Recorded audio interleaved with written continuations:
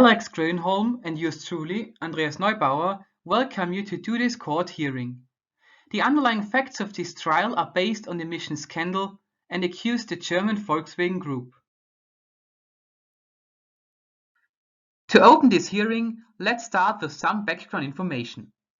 The Volkswagen emission scandal, also known as Dieselgate or Emissionsgate, began in September 2015 when United States Environmental Protection Agency, or short EPA, issued a notice of violation of the Clean Air Act to the German automaker Volkswagen Group. The agency had found that Volkswagen had intentionally programmed turbocharged direct injection, or short TDI, diesel engines to activate the emissions controls only during laboratory emissions testing, which caused the vehicle's NOx output to meet US standards, but in fact emit up to 40 times more NOx in real-world driving. Volkswagen deployed this software in about 11 million cars worldwide, including 500,000 in the United States in model years 2009 through 2015. The question now is, why did Volkswagen cheat? Volkswagen engineers probably figured that the chances of getting caught were small. Think about it. A car has millions of lines of code, and some have upwards of 50 different computer systems communicating with one another. Most developers at car companies cannot possibly prove millions of lines of code, so it is easy to imagine that the cheat code was replicated in Volkswagen after Volkswagen without detection. And as for the EPA finding the cheat code, it was like trying to find a needle in a haystack. But how did the deception remain under wraps for so long? That might be explained by Volkswagen's corporate culture, which is one in which employees are expected to get the job done under any circumstance. Ferdinand Dunhofer, director of the Center for Automotive Research at the University of Duisburg-Essen in Germany, puts it as follows. At Volkswagen, the management might say, please think again on that, and if you don't find a solution, we may need to find another engineer.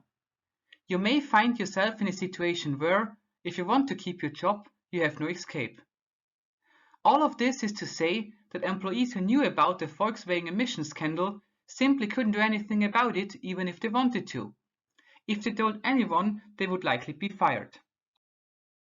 Furthermore, Volkswagen's bonus structure may also have played a part in keeping employees from coming forward and talking about the Volkswagen emissions cheat software.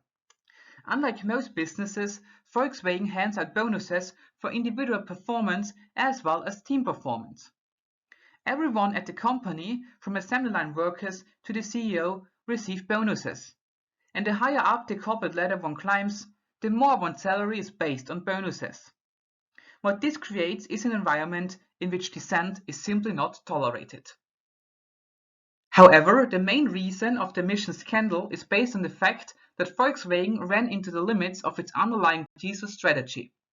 Fulfilling tightened emission standards with its so-called clean diesel technology and at the same time stay within the cost limits for middle-class cars seems to have posed a strategic problem for the corporation to which it didn't find an appropriate answer. In fact, compensating the shortcomings of the clean diesel strategy with cheating may have been more tempting than admitting that the strategy was wrong. This leads us now to some points which show how Volkswagen has operated in a more than just unethical manner. Like other multinational corporations, Volkswagen is officially promoting commendable values, like stated in the Volkswagen Sustainability Report of 2014, as follows. For the Volkswagen Group, sustainability means that we conduct our business activities on a responsible and long-term basis and do not seek short-term success at the expense of others. With regard to the emission scandal, this sounds like a joke, right? Having corporate values written down in glossy brochures is one thing.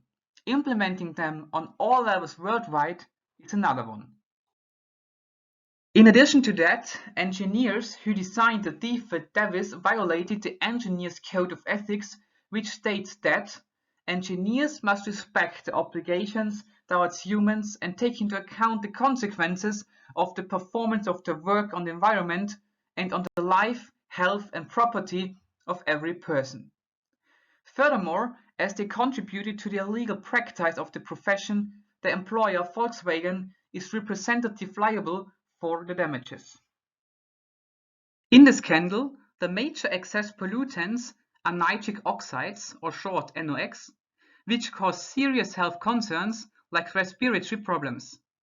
A peer-reviewed study published in Environmental Research Letters, a quarterly open access scientific journal, estimated that approximately 59 early deaths have been caused by the excess pollution produced between 2008 and 2015 by vehicles equipped with the defeat device in the United States.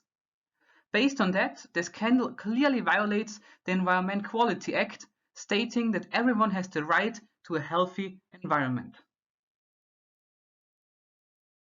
For the German automotive industry, the diesel scandal has been a continuing nightmare, as many other car manufacturers like Porsche, Audi, Daimler or BMW became also involved and has cost the companies huge amounts of time and money, as well as their customers' trust.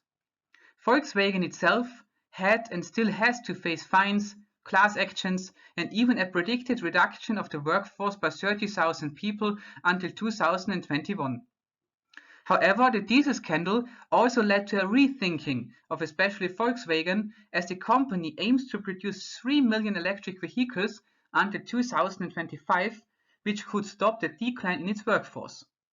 Summing up, the automotive industry probably has learned its lessons from the consequences of cheating and is now trying to take account of the international pressure for climate protection, as well as to win back trust of the society. Whether this goal will succeed or whether cheating will be repeated is a question of subjective assessment and will become apparent in a few years. With these closing words, we now rest our case and thank you all for your attention.